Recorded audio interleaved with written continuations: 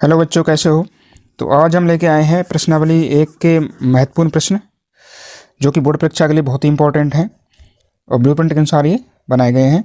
तो प्रश्नावली एक में आपको पता है कि प्रश्न कुल 4 अंक के आते हैं, जिसमें से 2 आते हैं वस्तुनिष्ठ प्रकार के और एक आता है 2 नंबर का प्रश्न, लघु उत्तरात्मक प्रश्न, है ना। तो कुल 3 प्रश्न यहाँ पे मिलेंगे आपको। तो सबसे पहले हम बात करते हैं बहु वैकल्पिक प्रश्नों की, ठीक है ना। तो पहला प्रश्न ये रहा आपके सामने, 16 और 24 का में से क्या है। तो 16 और 24 का आपको HCF ज्ञात करना है। HCF निकालने के लिए सबसे पहले क्या करेंगे आप, 16 का और 24 का क्या करेंगे, अभाज्य गुणनखंड करेंगे, ठीक है। तो अभाज्य गुणनखंड करिए 16 का। तो 16 के होते हैं 2 गुणा 2 गुणा 2 गुणा 2, 2 दूनी के 4, 4 दूनी के 8, 8 दूनी के 16। इस तरह 24 के होंगे 2 गुणा 2 गुणा 2 गुणा 3, 2 दूनी के 4, 4 दूनी के 8, 8 दिया के 24। अब HCF आपको निकालना है, यानी में से निकालना है। तो में से में क्या होता है कि ओवेनिष्ठ अभाज्य गुणनखंड जो हैं उनकी सबसे न्यूनतम घात यहाँ पे ली जाती है, या ये कहें कि ओवेनिष्ठ गुणनखंड आपको लेने हैं, ठीक है ना। तो ओवेनिष्ठ गुणनखंड कौन कौन से, देखो 2 यहाँ पे है, 2 यहाँ पे है, चलिए उतारिए 2 को। यहाँ पे भी 2 है, यहाँ पे भी 2 है, 1 2 और उतार लो। फिर ऊपर 2 है, नीचे भी 2 है, 1 और 2 और उतार लीजिए। फिर क्या यहाँ पे 2 और 3 है, तो इनमें से कोई ओवेनिष्ठ नहीं आ रहा है। तो केवल ये 3 ही 2 2 के हैं जो आपके ओवेनिष्ठ गुणनखंड हैं। तो 2 गुणा 2 गुणा 2 यानी कि 2 दूनी के 4, 4 दूनी के 8 इसका में से बन जाएगा। ओके, चलिए आगे बढ़ते हैं। तो इसका राइट आंसर है ए। क्वेश्चन नंबर 2, 21 और 35 का लैसे ज्ञात करना है, LCM, ठीक है। तो LCM ज्ञात करने के लिए वही सेम प्रक्रिया रहेगी। सबसे पहले आपको अभाज्य गुणनखंड करने हैं 21 और 35 के। तो 21 के होते हैं 3 गुना 7 और 35 के होते हैं 5 गुना 7। तो लैसे और मैसे में एक ही चीज़ का अंतर है, वहाँ पे ओवेनिष्ठ गुणनखंड आते हैं, उनको लेना पड़ता है। और यहाँ पर लैसे में क्या होता है, सारे के सारे गुणनखंड जो हैं उनकी अधिकतम घात आपको लेनी है। तो यहाँ पे जितने भी गुणनखंड आपके पास हैं उनकी सबसे बड़ी घातों को यहाँ पे गुणा कर देना है, वही आपका क्या बन जाएगा, लैसे, यानी LCM। तो देखो 3 यहाँ पर है लेकिन यहाँ नहीं है, लेकिन फिर भी आपको लेना है। 7 यहाँ पे भी है, यहाँ पे भी है, तो 7 एक ही बार लेना है। 5 यहाँ पे है नीचे वाले में, ऊपर वाले में 5 नहीं है, फिर भी आपको लेना है। तो इसका मतलब 3 गुणा 5 गुणा 7, 7 यहाँ पे दोनों जगह पे है, तो 2 बार गुणा नहीं करना है, केवल एक ही बार करना है, ठीक है। तो 3 गुणा 5 गुणा 7 बराबर होता है 105। तो आपका LCM कितना हो गया है, 105। तो इस तरह से ये हमने LCM याद कर लिया। चलिए आगे बढ़ते हैं। क्वेश्चन नंबर 3, 2 क्रमागत सम संख्याओं का में से होता है, यानी आपके पास 2 लगातार सम संख्या आ जाए तो उनका में से कितना होगा। तो ये बहुत ही अच्छा सवाल है, इंपॉर्टेंट है सवाल। तो मान लीजिए एग्जाम्पल लेते हैं, चलो 2-4 संख्या लिखते हैं। जैसे 4 और 6 लिख दिया मैंने, 6 और 8 लिख सकते हो, 10 12 24 26, लगातार 2 सम संख्या लिखनी है आपको। तो आप देखेंगे कि दोनों संख्याओं का जो में से है वो 2 है, क्योंकि दोनों में केवल 2 ही ऐसा होगा जो कॉमन आएगा। तो यहाँ पर इसका उत्तर होगा 2। चलो आगे बढ़ते हैं। क्वेश्चन नंबर 4, 2 संख्याओं का में से यदि 1 है तो दोनों संख्याएं कैसी होंगी, यानी में से 1 है तो दोनों संख्याएं कैसी कैसी हो सकती हैं। तो यहाँ पर देखो 4 ऑप्शन दिए गए, अभाज्य संख्याएं, क्रमागत धनात्मक पूर्णांक, क्रमागत विषम संख्याएं, उपरोक्त सभी। तो यहाँ पर आपका राइट आंसर है उपरोक्त सभी, क्योंकि इन सभी संख्याओं का में से 1 होता है। चलो एग्जाम्पल समझ लो आप। अभाज्य संख्या लीजिए आप, तो ये अभाज्य संख्या ले ली हमने, 2 3 5 7 11, इन्हें सबका में से 1 होगा। क्रमागत धनात्मक पूर्णांक, तो क्रमागत धनात्मक पूर्णांक लो, यानी 1 2 3 4 5 संख्या, तो इनका भी में से कितना होगा, 1 होगा। और क्रमागत विषम संख्या ले लो, 1 3 5 7 9, तो इनका भी में से कितना होगा, 1 होगा। क्योंकि इन सबके अभाज्य गुणनखंड करें तो अभाज्य गुणनखंड होंगे नहीं, क्योंकि ये खुद ही अभाज्य गुणनखंड अपने आप में। अगर होते भी हैं तो फिर भी इनका जो लघुत्तम जो कॉमन आएगा, ओवेनिष्ठ जो आएगा वो 1 ही आएगा, यानी कोई भी संख्या ओवेनिष्ठ यहाँ पर नहीं आएगी। तो इस तरह से इसका उत्तर है उपरोक्त सभी। आगे बढ़ते हैं। क्वेश्चन नंबर 5, पाई क्या है। तो इसके बारे में आपको पता है, पाई क्या है, एक अपरिमेय संख्या है। तो पाई का जो सन्निकटन मान लिखते हैं वो 22/7 लिखते हैं, लेकिन 22 में 7 का जब भाग लगाते हो तो 3.14 इसका सन्निकटन मान आता है, यानी फिक्स मान नहीं आता है, ये मान और आगे भी बढ़ता जाएगा। इसलिए पाई क्या है, एक अपरिमेय संख्या है। चलो आगे बढ़ते हैं। क्वेश्चन नंबर 6, 196 के अभाज्य गुणनखंडों की घातों के योग कितना होगा, यानी इसके अभाज्य गुणनखंडों की घातों का योग कितना है। तो 196 का अभाज्य गुणनखंड करो और घातों का योग आपको लिखना है, ध्यान रहे। तो चलिए गुणनखंड लिखते हैं, 2 गुणा 2 गुणा 7 गुणा 7। तो 2 की घात 2 है और 7 की घात भी 2 है। अब लिखना है घातों का योग, तो घात यहाँ पे भी 2 है, यहाँ पे भी 2 है, तो 2 2 कितने हो गए, 4। तो घातों का योग कितना है 4। ओके, तो यहाँ पर आपका घातों का योग कितना आया है 4। चलिए आगे बढ़ते हैं। क्वेश्चन नंबर 7, दो संख्याओं का HCF 9 है। HCF दे दिया आपको, LCM 360 है। यदि इनमें से एक संख्या 180 है तो दूसरी संख्या कितनी होगी। तो आपको पता है कि दो संख्याओं का LCM और HCF का गुणा यदि करें तो दोनों संख्याओं के गुणनफल के बराबर वो होता है, यानी दोनों संख्याओं का गुणा बराबर LCM गुणा HCF। इस फॉर्मूले से हम किसी का मान ज्ञात कर सकते हैं। यदि आपको LCM दिया है, HCF दिया है और एक संख्या दी गई है तो दूसरी संख्या यहाँ से निकाली जा सकती है। तो यहाँ पे LCM है 360, HCF है 9, तो 360 × 9 बराबर दोनों संख्याओं का गुणा। तो दोनों संख्याओं में से एक संख्या दे दी है, कितनी है 180। 180 गुना दूसरी संख्या, तो दूसरी संख्या का मान कितना आ जाएगा, 180 का भाग लग जाएगा इसमें। 360 गुना 9/180, 0 से 0 कट गया, 18 का भाग दिया, 18 का 18, 18 दूना के 36, तो ऊपर 2 बच गया, 9 बच गया। तो 9 गुना 2 कर दो, तो 9 गुना 2 करेंगे कितना आएगा 18। तो आपकी दूसरी संख्या कितनी आ गई है 18। आपका राइट आंसर है सी। ओके, चलो आगे बढ़ते हैं। क्वेश्चन नंबर 8,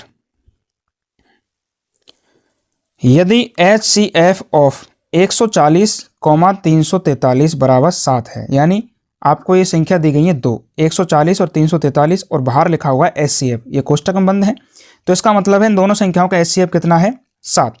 तो आपसे पूछा गया कि इनका LCM क्या होगा, तो LCM ऑफ 140, 343 क्या होगा। तो सेम आपको उसी तरीके से करना जो अभी सवाल किया था कि HCF गुणा LCM बराबर दोनों संख्याओं का गुना। HCF कितना दिया है 7, LCM हमसे पूछा है तो LCM की जगह LCM लिख देंगे आप। दोनों संख्या दे दी हैं 140 और 343, दोनों को मल्टीप्लाई कर दो, 140 गुणा 343। अब यहाँ पे देख रहे हो LCM का मान निकालना है, तो 7 जो ये है इसको आप क्या करेंगे, इसके नीचे ले जाएंगे, यानी गुणा भाग लग जाएगा इसमें। तो 140 गुणा 343 बटे 7, तो 7 का भाग दे दो 140 में, कितनी बार गया 20 बार, और 20 से गुणा कर देंगे 343 को, तो ये हो जाएगा 6860, यानी 6860। तो आपका LCM कितना आ गया है 6860। ओके, अब क्वेश्चन अगला चलते हैं। क्वेश्चन नंबर 9, एक परमेय और एक अपरमेय संख्या के योग से बनने वाली संख्या होती है। तो यदि एक संख्या परमेय है और एक संख्या अपरमेय है तो इस स्थिति में हमेशा ही अपरमेय संख्या आएगी, चाहे आप जोड़ करो, चाहे गुना करो, चाहे भाग करो, चाहे माइनस करो। ठीक है, तो यहाँ पे देखो परमेय प्लस अपरमेय बराबर अपरमेय, परमेय माइनस अपरमेय अपरमेय, परमेय गुणा अपरमेय अपरमेय, परमेय भाग अपरमेय अपरमेय। यानी एक संख्या अगर परमेय है और एक संख्या अपरमेय है तो उनके बीच में चाहे जोड़ करिए, चाहे माइनस कीजिए, चाहे गुणा कीजिए, चाहे भाग कीजिए, हमेशा ही अपरमेय संख्या आएगी। तो ये भी एक अच्छा क्वेश्चन है। क्वेश्चन नंबर 10, निम्न में से अपरमेय नहीं है, तो इसको थोड़ा हल करना पड़ेगा। देखो यहाँ पे पहला ऑप्शन है 3 + √7, तो ये 3 तो है परमेय और ये है अपरमेय, दोनों का जोड़ है, तो ये भी अपरमेय ही है, अपरमेय है। हमको ज्ञात करना है अपरमेय नहीं है, दूसरा भी अपरमेय है और चौथा भी अपरमेय है, क्योंकि ये भी गुना हो रहे हैं। लेकिन यहाँ पर जो ये बना हुआ है 3 + √7 कोष्टक 3 - √7, तो यहाँ पर a + b और a - b की फॉर्म बन रही है। तो आप इसको जब खोलेंगे ना तो a² - b² बनेगा। a² मतलब 3 का वर्ग और b² मतलब √7 का वर्ग, तो 3 का वर्ग 9 और √7 का वर्ग 7, तो 9 में 7 घटाए 2 बच गया, और 2 क्या है परमेय संख्या है, यानी अपरमेय नहीं है। तो आपका उत्तर क्या है सी। ठीक है, नेक्स्ट, दो अपरमेय संख्याओं का गुणनफल होता है। तो दो अपरमेय संख्या आपने ली है तो दोनों के दोनों ही अपरमेय हैं, तो यहाँ पे दो स्थिति हो सकती हैं। चलो मैं एक एग्जांपल लेते हैं, मान लीजिए ये भी अपरमेय √3 और ये भी अपरमेय है √5, दोनों का हमने गुना किया तो ये हो जाएगा √15। तो √15 जब आया है तो ये भी क्या है एक अपरमेय संख्या है। लेकिन यदि दूसरा चेंज हो जाए संख्या कि √3 गुना √12, तो ये क्या हो जाएगा √36 और 36 का वर्गमूल आएगा 6। तो इसका मतलब दो कंडीशन अप्लाई हो गई, या तो अपरमेय भी हो सकती है या फिर परमेय भी हो सकती है। तो इसका उत्तर होगा कि यदि दो अपरमेय संख्याओं का आप गुना करें तो परमेय संख्या भी आ सकती है और अपरमेय संख्या भी आ सकती है। तो आपका उत्तर है सी, एक अपरमेय संख्या या परमेय संख्या दोनों में से कोई भी आ सकता है। नेक्स्ट, क्वेश्चन नंबर 12, दो समान अपरमेय संख्याओं का गुणनफल सदैव होता है। यदि दोनों की दोनों संख्या समान है, ठीक है, और दोनों अपरमेय है, तब भी आपका गुणनफल हो सकता है परमेय हो और अपरमेय हो। ठीक है, चलो एग्जांपल लेते हैं, मान लीजिए समझते हैं इस चीज़ को।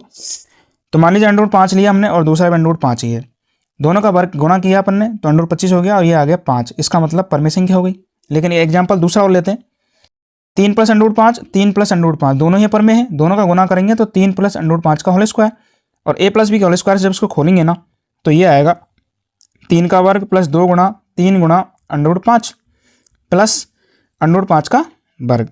ठीक है, तो ये हो जाएगा 9 प्लस 6 अंडर 5 प्लस 5 का वर्ग यानी 5, तो 14 प्लस 6 अंडर 5 आएगा, जो कि क्या है, एक अपरमेय संख्या है।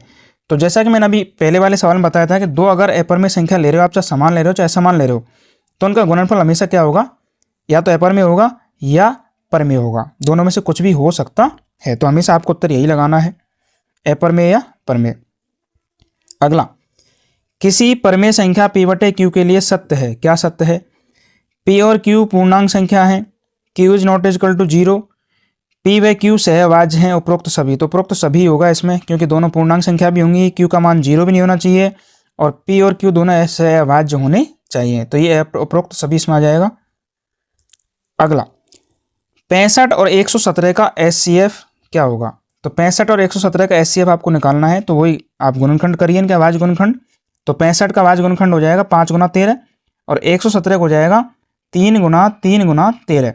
तो आप देख रहे हो कि दोनों में 13 ही ओबेनिस्ट है, तो ओबेनिस्ट आपका गुणनखंड जो होगा वही आपका HCF होगा, यानी कि इसका HCF कितना है, 13। तो इसका राइट आंसर कितना है, 13। चलिए आगे बढ़ते हैं, क्वेश्चन नंबर 15। 196 के अभाज्य गुणनखंडों को घातीय रूप में लिखो। तो घातीय रूप इसमें पहले बना चुके हैं हम, तो 196 गुणनखंड लिखेंगे आप 2 गुणा 2 गुणा 7 गुणा 7, तो 2 की घात 2 7 की घात 2 यहाँ पर आ जाएगा। ठीक है, तो 2 की घात 2 7 की घात 2 आंसर बी।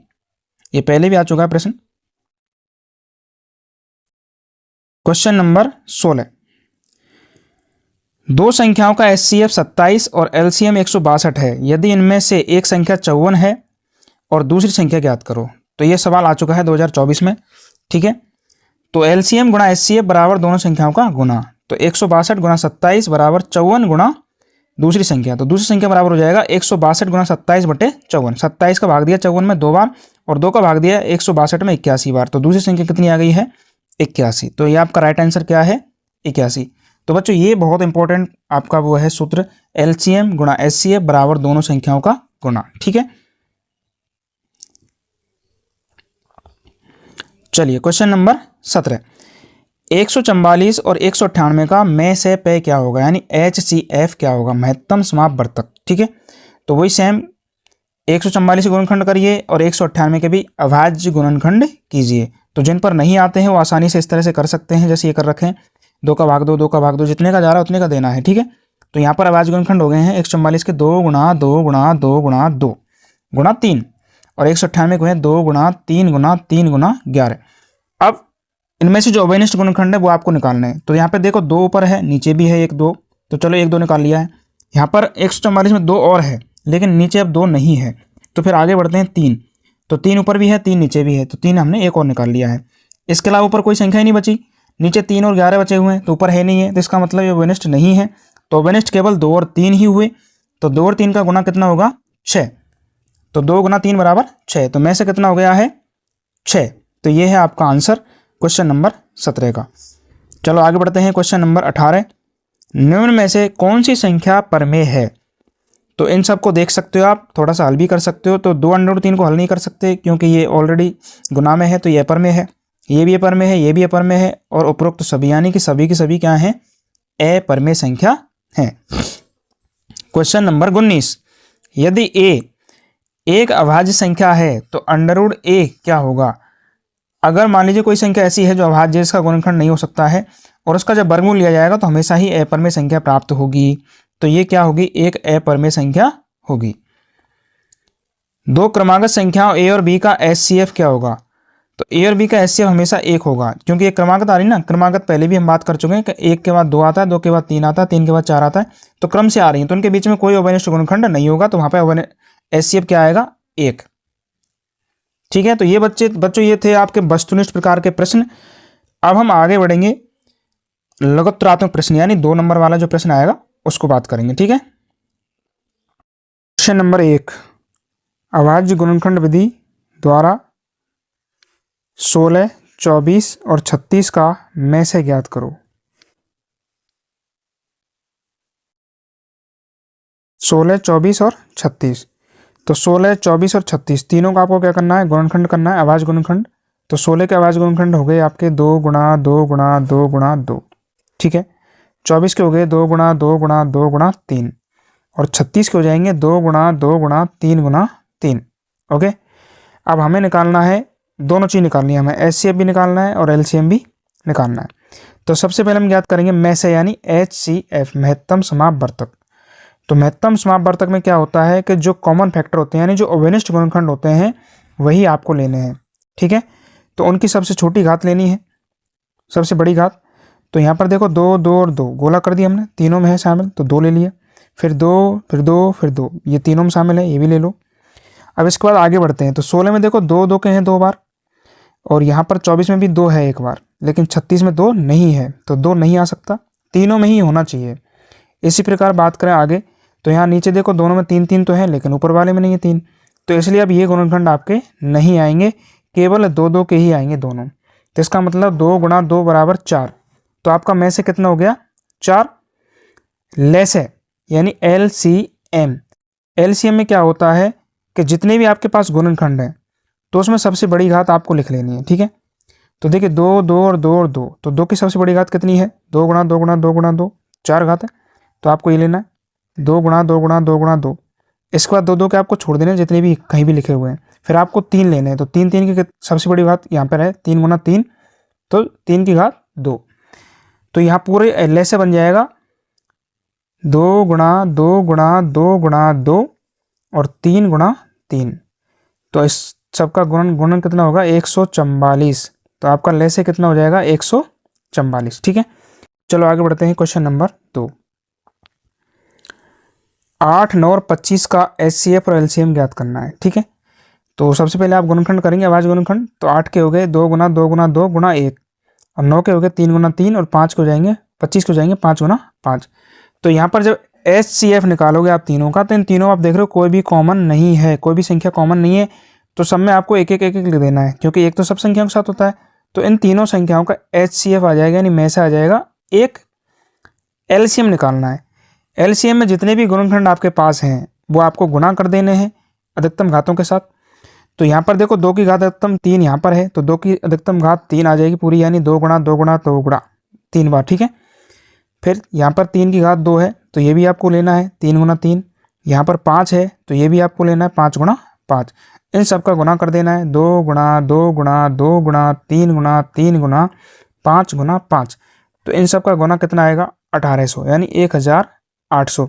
तो ये है आपका एलसीएम, कितना, 1800, ठीक है। चलिए आगे बढ़ते हैं, क्वेश्चन नंबर 3।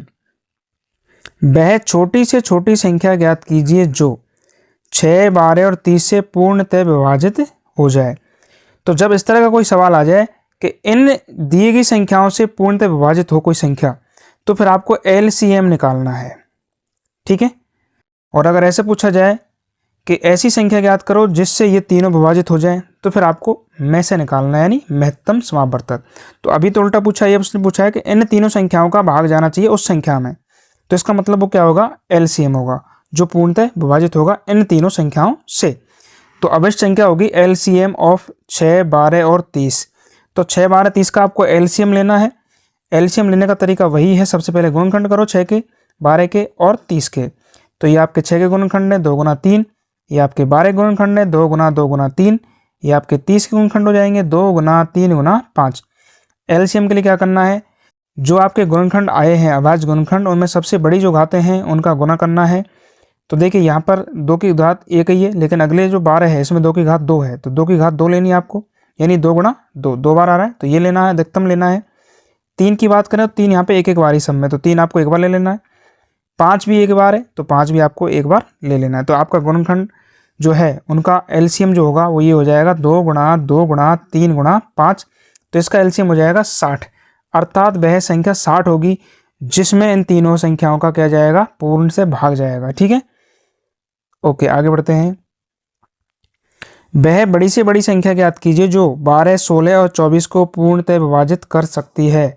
तो मैंने जैसे कहा वैसे हो गया सेम, यानी वो सबसे बड़ी संख्या ज्ञात करनी है जो इन तीनों को विभाजित कर सकती है, यानी तीनों में इसका भाग चला जाए, तो वो संख्या होगी आपकी एचसीएफ। तो इन तीनों संख्या को जो HCF होगा उसका इन तीनों में भाग चला जाएगा। तो HCF ऑफ 12, 16, 24 वही अबेस्ट संख्या होगी जो आपसे पूछी गई है।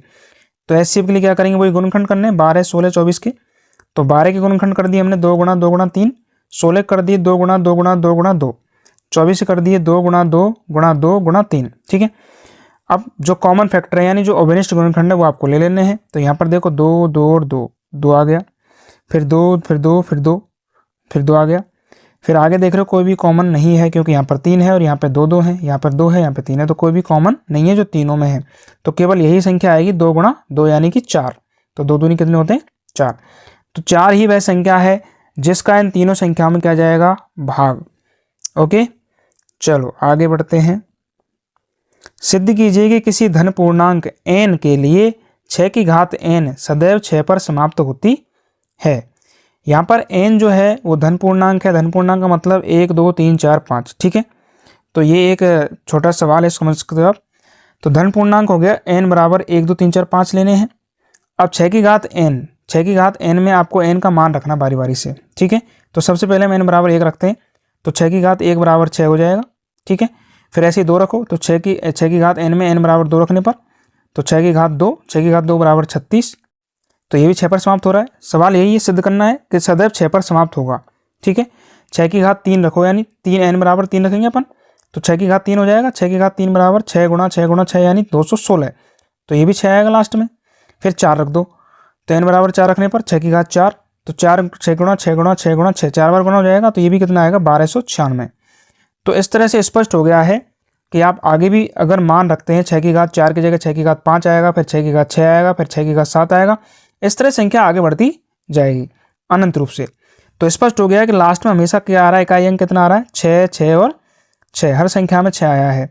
तो यही हमको सिद्ध करना था। तो स्पष्ट है कि धन पूर्णांक n के लिए 6 की घात n सदैव 6 पर समाप्त होगी, इति सिद्धम। ओके, चलिए आगे बढ़ते हैं। एक दूध वाला दूध मापने हेतु 1 लीटर, 2 लीटर, 3 लीटर और 5 लीटर के माप काम में लेता है। यानी उसके पास जो मापने के यंत्र हैं, मापने के जो बर्तन हैं वो इस प्रकार हैं कि एक तो है 1 लीटर का, एक 2 लीटर का, एक 3 लीटर का और एक 5 लीटर का। उस छोटे से छोटे पात्र की माप लिखिए जिससे इन तीनों माप वाले पात्रों से पूर्णतः भरा जा सके। तो यानी आपको सबसे छोटा पात्र की नाप निकालनी है जिसको इन तीनों से भरा जा सके। ठीक है, तो ये बिल्कुल वैसा ही सवाल हो गया जो पहले हमने एलसीएम के लिए किया था कि इन तीनों का भाग जा सके। ठीक है, तो हम यहाँ पर इन तीनों का क्या निकालेंगे, एलसीएम निकालेंगे। तो अवश्य जो पात्र है उसकी जो माप होगी वो होगी एलसीएम ऑफ 1 2 3 और 5। तो आपके पास संख्या है 1 2 3 और 5, इनका लेना है आपको एलसीएम। तो 1 का गुणनखंड 1 ही रहेगा, 2 का भी 2 ही रहेगा, 3 का भी 3 ही रहेगा, 5 का भी 5 ही रहेगा। इसका मतलब इन तीनों का आपको गुना कर देना है। तो 1 गुना 2 गुना 3 गुना 5। तो 1 का गुना तो करने से कोई फायदा नहीं है क्योंकि 1 का मतलब 1 ही रही है। तो 2 गुना 3 गुना 5 मतलब 30। तो आपके पास जो सबसे छोटा पात्र आएगा वो यही आएगा 30 लीटर का, जिससे इन तीनों को भरा जा सकता है। ठीक है, तो एलसीएम निकालते हैं ऐसी स्थिति में हम। चलिए आगे बढ़ते हैं। क्वेश्चन नंबर 7, सिद्ध कीजिए कि √3 एक अपरिमेय संख्या है। तो यहाँ पर अब अपरिमेय संख्या वाली जो सवाल है वो आ गए हैं। तो √3 एक अपरिमेय संख्या है, इसको सिद्ध करने के लिए सबसे पहले क्या करेंगे, हम सर्वप्रथम मान लेते हैं कि √3 एक परिमेय संख्या है। तो हमने मान लिया सर्वप्रथम √3 क्या है, एक परिमेय संख्या है। तो अतः परिमेय संख्या को p/q में लिख सकते हैं हम, तो हम इसे भी p/q के रूप में लिख देंगे। तो √3 बराबर a/b या p/q भी आप लिख सकते हो। ठीक है, यहाँ b is not equal to 0 और a और b सहवाज संख्या है यानी सहवाज्य, और इनका अवनिष्ठ गुणनखंड केवल एक ही है।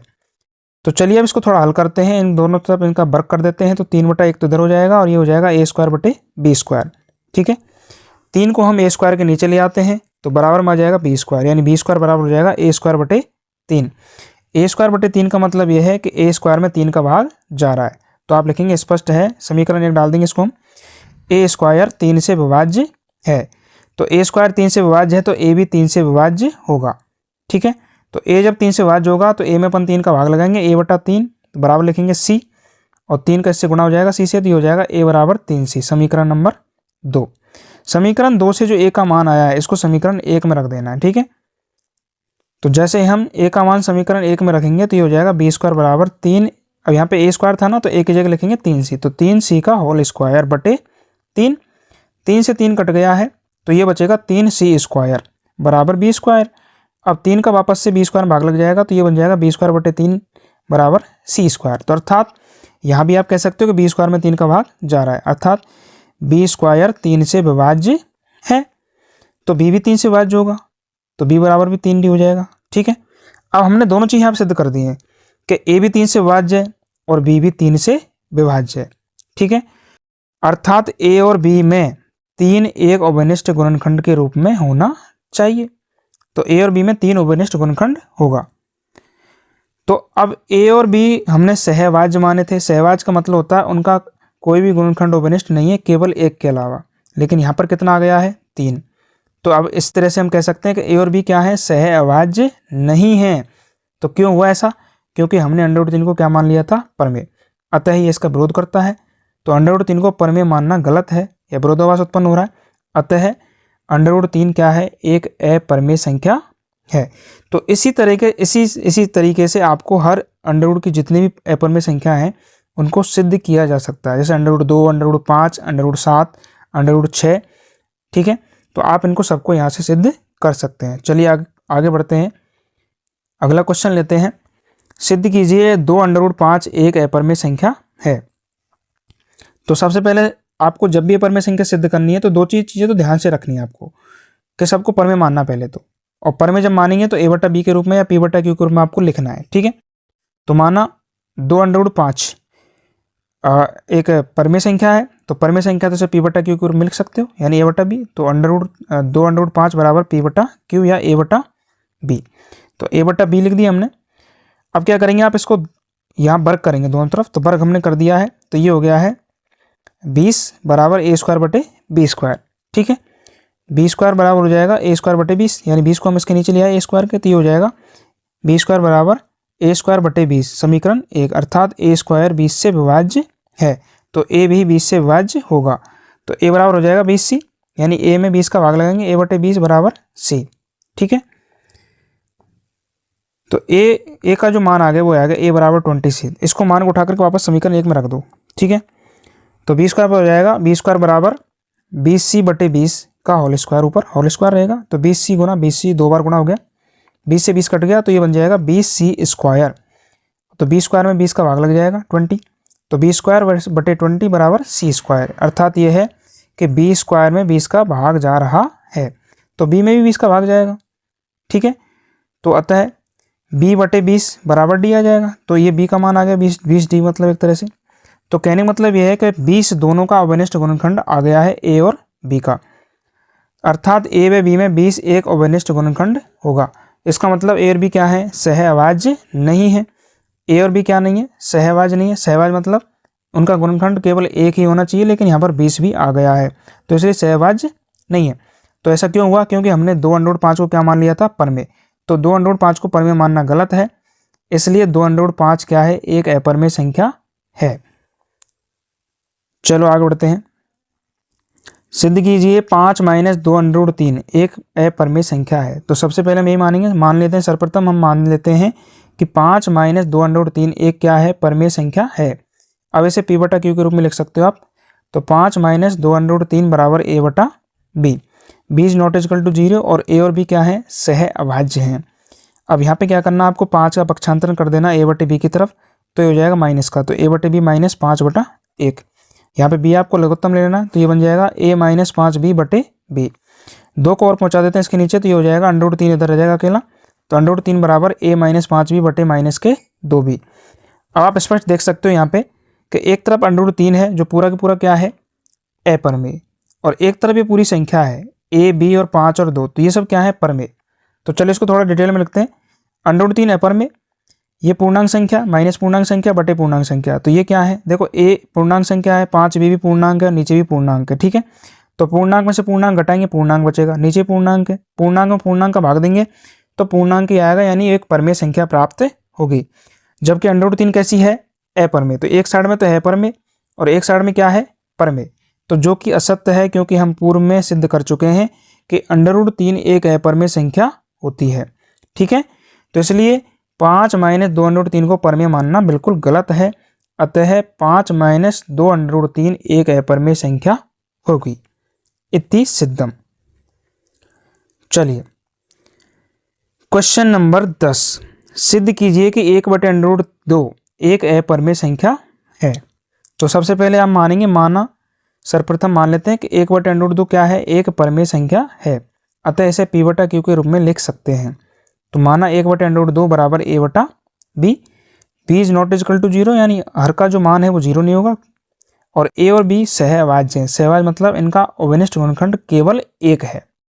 ठीक है। अब इसका वर्ग करते हैं दोनों तरफ, तो 1/2 तो इधर आ जाएगा LHS साइड में, और A²/B² इधर आ जाएगा RHS साइड में। ठीक है। तो हमने 2 का तो गुणा कर दिया है A² से और B का कर दिया है 1 से, तो ये हो जाएगा 2A² बराबर B²।